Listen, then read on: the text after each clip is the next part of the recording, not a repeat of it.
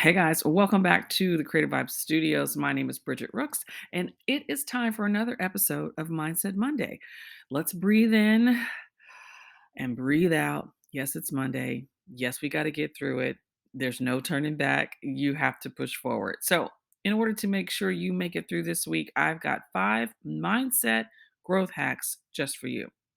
Do you know that you have to have the correct and a positive mindset in order to grow? Now, you could have a negative mindset, things could be not going your way, but I want you to understand that no matter what's going on, no matter what's happening, the process is there for a reason, right? So let's just be honest. How has the growth of your business really been going? Like, how has it been going? Do you feel like you're suffering from imposter syndrome? Sometimes it's hard, right? You have to have the mindset to shift from where you were and where you started to prepare for where you're going. And you don't want to keep running around in circles trying to keep up with quote unquote what they are doing. The truth is, the growth process is a major test. So don't compare your chapter 1 to anybody else's chapter 20. You are at the beginning and they are 20 steps ahead of you. So there's no comparison. So today we're going to talk about things you can do right now to step up your game, to participate in this growth process, because in order to get to the next level, you have to grow and you have to reach in order to get there. So the first thing you're going to want to start working on is having exceptional work ethic, right? There's no room for procrastination. There's no room for making excuses. You have to set goals and create new habits. Now, how do you do that?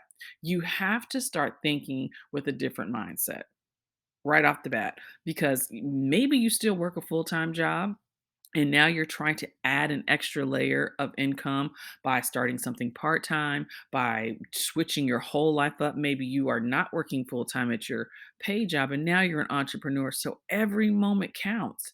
You have to have the mindset of a CEO, of the owner of your business, in order to create a weekly schedule that outlines all the areas that need to be worked on daily. And guess what? It's totally up to you to manage that. So, how do we manage our time? How do we manage all the tasks and all the communication that has to happen, not only for us to take time to get tasks complete, but to manage the people that are working with you or partnerships that you have? So, the second thing you'll need to do in order to have a mindset for growth is understand project management planning. Every step, every task, every day, you're going to have to manage the project that you're working on from start to finish. Now, don't get it twisted. That does not mean that you have to physically do all the steps. As a CEO, as the manager of your business, you're going to have to take responsibility to make sure that things are getting completed. So that's managing, right? So you're going to need to have tools in place that will help you do that. I use a wonderful tool with my clients and to run my business called monday.com that allows me to set goals, put tasks in line, and communicate in real time without the hustle and frustration of texting and phone calls and emails being lost. You can have a resource like Slack or Asana. There's a thousand others, but these three are really good examples of what you can use and start practicing. Even if it's just you and you're a one man band, you have to learn how to manage your time, manage your task, and how to get something started from the beginning to the end. And holding yourself accountable can be overwhelming, but this is a part of the growth process that shifts your mind from being an employee to being a business owner.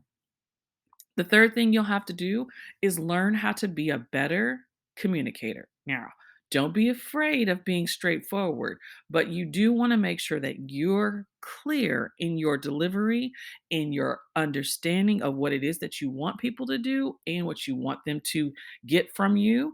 And you have to be patient, right? Being the CEO means setting the tone and having the confidence to communicate and provide direction to anyone on any level. Because when you step in that room, you want to be able to take charge. You want people to stop and listen. In order to do that, you must remember to always be respectful in your communication. And here's a tip: genuine kindness goes a long way. The fourth thing is learning to listen. Guys, listening, it takes practice. We live in a fast paced world where there's often times where there's several different communications, several different conversations, several different projects happening all at one time. So it's imperative to pay close attention and learn to listen careful, because you want to have all the details in place, but you also want to be present while you're listening and communicating in every conversation that's happening throughout what's going on in your business from project to project. So learning to listen, you just really have to be present. Being present, slowing down, taking a moment to listen, and listening to hear and understand rather than listening just to respond, right? Sometimes I like to say we have to take our emotional connection out of the equation sometimes when we're listening, and really be more tactful for what is it that's being communicated and how can I help provide a solution or information, or is this a moment to just listen? Because sometimes there are people who are just talking and it's a distraction, and you have to understand how to separate the noise that's just simply noise from productive conversations that actually need your attention. And as the CEO, it takes time to understand that, because you want to show up for everyone, but you also need to learn how to be straightforward, communicate clearly, and let people know, hey, I hear what you're saying and I'm here for you, and here's how I can help. And that may mean listening in that moment and providing a solution at a later time. The last thing that will help you get a mindset for growth and prepare you for the greatness that you're headed towards is understanding you got to be confident, not cocky. Nobody likes an arrogant person who is not showing up and is unable to fill the role that they're pretending to be, right? So be confidently humble. When I tell you, the sooner that you can get a grasp on the fact that you are the jam, you are the bomb, you are everything you are the cake. Like, you take the cake, and what you do and what you bring to the table, nobody can take from you. And when you learn that, you can show up and be so confident and yet so humble that people will stop, they will listen, they will hear you, and they will also probably not say much to you, because they're going to want to sit back and watch and see, because your light is just gonna be shining, right? Have you ever been in a space where someone's energy was just so good and they may not have ever even said anything, but when they did speak, you notice the room changes their attention. You know that people are humbly listening because, hey, you know what? I think what he or she is saying is super important, right? So just make sure that you always make time to help and lead others, and lead by example, right?